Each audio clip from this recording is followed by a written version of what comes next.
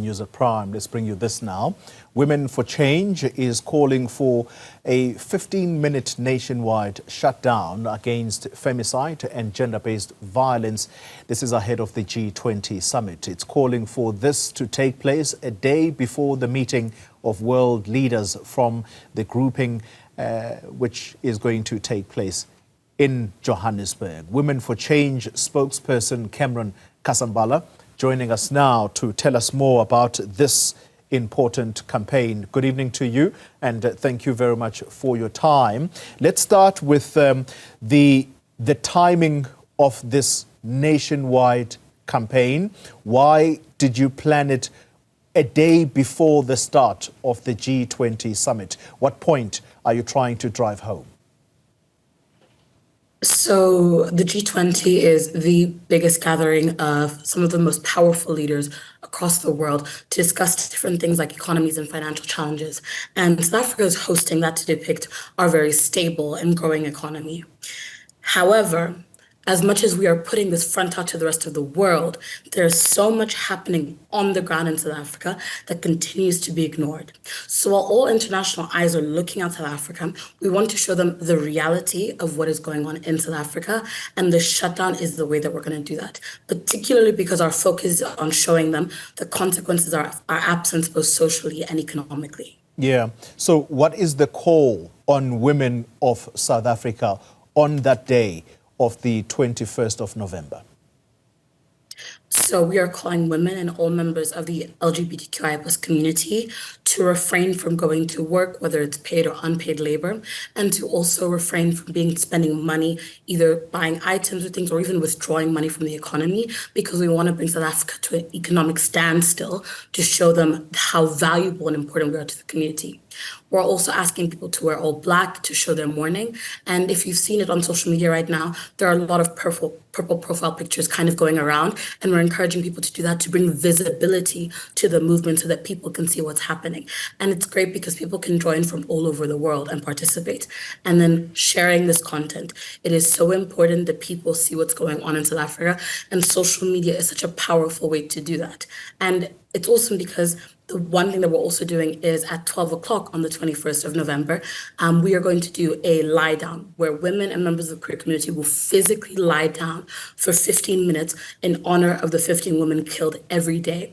And so that allows anyone to participate wherever they are, even if they aren't able to take off work or they're not able to leave their universities, they're able to set aside those 15 minutes at 12 o'clock to still feel like they're part of the movement. Yeah.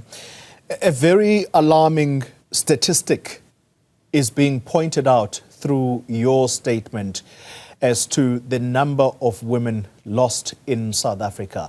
I'd like for you to just point that out to the viewers and perhaps signifying why it is that you want such prominence around this campaign. You say that at a particular, you say a life of a woman is claimed at a particular time. Talk to us about that, and where is that stat drawn from? Right. So the way that currently the status of the country is that research says that there are 15 women being killed every day in South Africa. Yeah. And this is 6 times the global average of femicide across the world. We are also known as the rape capital of the world because we have 117 rape cases reported every single day as well, and that's only 5%. And the thing about the statistics are actually, they are minimized because if you looked at our most recent crime statistics, there was conversation about different murders, but they don't specifically speak to femicide.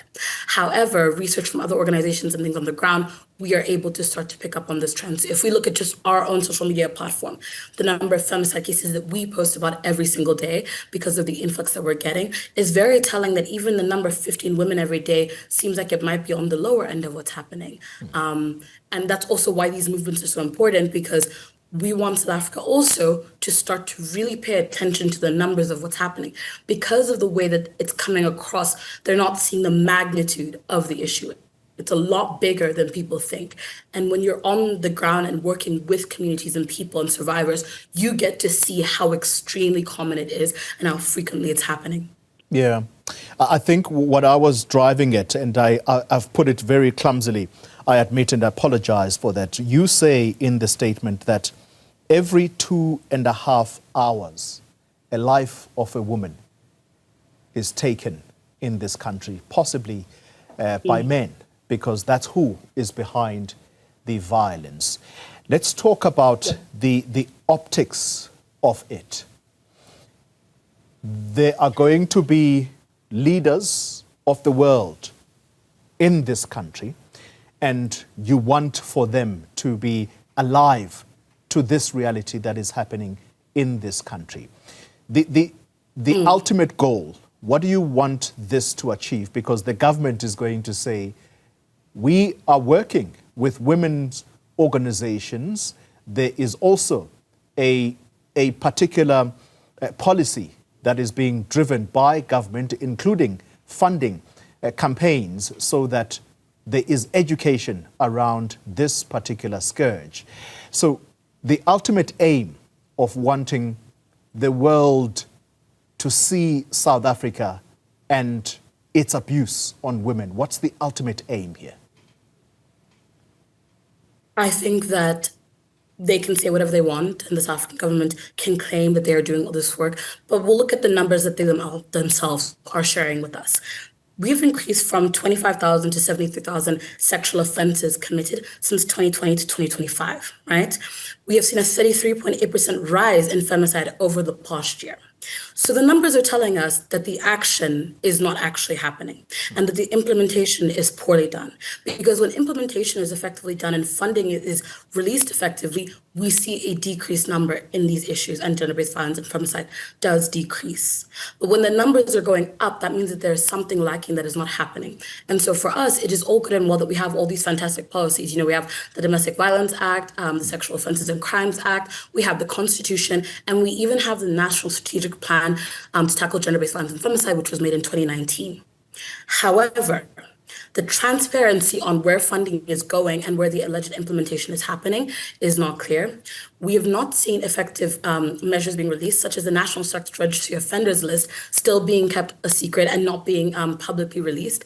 So there's many things that we are not seeing happen. I mean, we still have challenges within our own organization that we see with the way that the police force and the court system treat women and, you know, the queer community, and the lack of I almost want to say sentencing and minimal sentences and the amount of bail that people are able to receive. It's very telling that there is something still significantly lacking. So the issue here is that we don't need to hear you say that you have all these things. And that's the thing. We keep hearing them tell us that they have all these measures in place, but the implementation is minimal.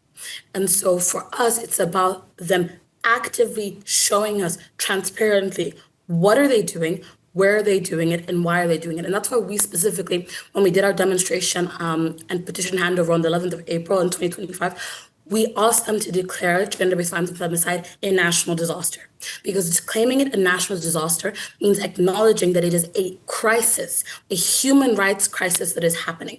And that's the kind of reaction that we want to see from them, is them admitting that this is not just another crime, that this is a significant and horrific reality that women and girls and the members of the queer community experience every day.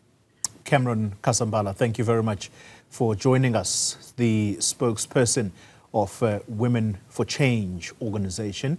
And you've heard the campaign. It is scheduled to take place on the 21st of November. This is a day before the start of the G20